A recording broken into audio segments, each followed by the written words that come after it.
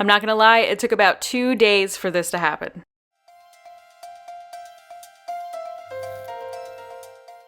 Hey everyone, Sulky here. I hope you're all doing well. If you're new here, welcome to my channel. Today I'm going to discuss how I got Sherb to come successfully live on my island, my main account, by picking him up from my side account. So if this is your first time here, just so you all know, I have 2 switches. One of them I use to test out new methods and to time travel, and then the other one is my main account where I really don't do too much time traveling and I just play the game as normal from day to day. So essentially what I do on my side account is the camping method, and if you're unfamiliar with that, I'm going to link a video down in the description below for you to view, or you could check it out right there on the top right. So anyway, it took about 2 days to get Sherb to come to my campsite, and luckily at the same time, one of my villagers had asked to move out, so I had that empty plot ready to go.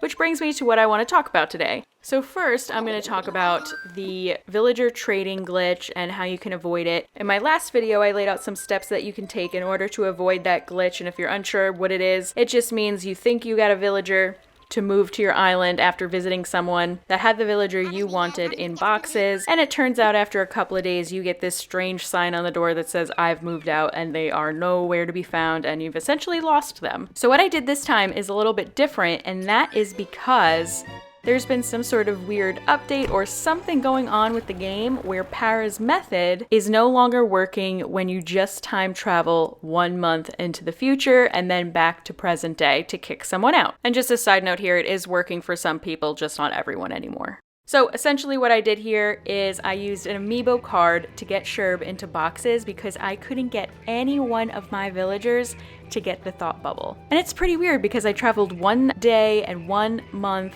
into the future and then back to present day, and I wasn't getting the thought bubble at all. I repeated the method a couple of times, still no luck, and I had also noticed at the same time people were commenting on my video for kicking out villagers, letting me know that the 1 month wasn't cutting it for them either. So a little strange how this all decided to happen on May 11th, which makes me believe that there's something going on in the game. However, I didn't really get any new updates for the game, at least that I'm aware of, so I'm not really sure what's happening. Some people in the comments suggested going 2 to 3 months into the future. I haven't actually tested it out yet, but when I do, I'll make a video on it and let you know if there's any updates to that previous method. But anyway, to get back to it. So essentially what I did is I used an amiibo card to kick out Sherb. I originally didn't want to do this because there was some weird glitchiness happening in the past where if you used an amiibo to kick out a villager and then wanted to trade that villager, sometimes you'd get this weird glitch.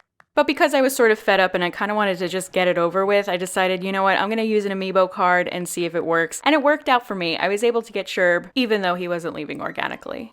And now we're at the point in the video where I actually go and talk to Sherb for the first time and let him know that I want him to move to my island. So as I suggested in my last video, I don't think that it's safe to talk to them more than once after they tell you that they're going to move in and they've talked to resident services. People disagree with this method, but it has worked for me, so I'm going to continue to keep that up. So as you can see here, Sherb is talking to resident services and he has agreed to move in. After I'm finished up with this dialogue, I'm going to go and leave the island and check my island and see if the plot has his name on it.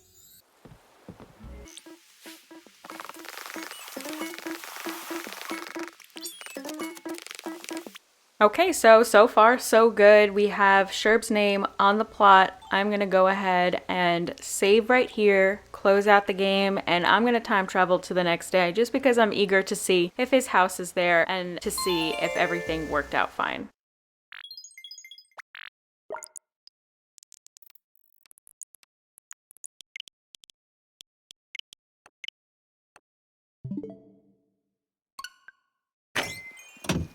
Alright, so we've loaded into the game. Let's go check and see. And yeah, his house is there. Looks good to me. Looks like he's inside. Let's go say hello and make sure that he has his boxes and everything's going according to plan. Alright, everything looks good to me. I am going to off-screen travel the rest of the days and make sure that he is good and that there isn't a "I've moved out" sign on his door or anything like that. But anyway, so essentially what I learned from this process is that 1, Para's method seems to be a little off right now. It could be that you need to travel more than 1 month and 1 day into the future. As I said before, I'm going to do some testing just to make sure that I can give you some accurate information about this. The second thing that I learned is that amiibos seem to be working fine if you want to use them to kick out a villager. And finally, it looks like my method of only talking to that villager once when they're in boxes and you want them to come live on your island is working out fine. Anyway, so thank you so much for watching this video. If you have any updates at all about using Para's method and how you got it to work for you if it wasn't already working, please leave them down below. I'd love to hear how it's working out for you. It will really help me out when I'm trying to make the new video because I'll keep all of your valuable information in mind when doing so. So yeah, I hope that you enjoyed this. If you're new here, please go and subscribe. It really helps me out as a new YouTuber. As always, I appreciate your support and I will see you soon.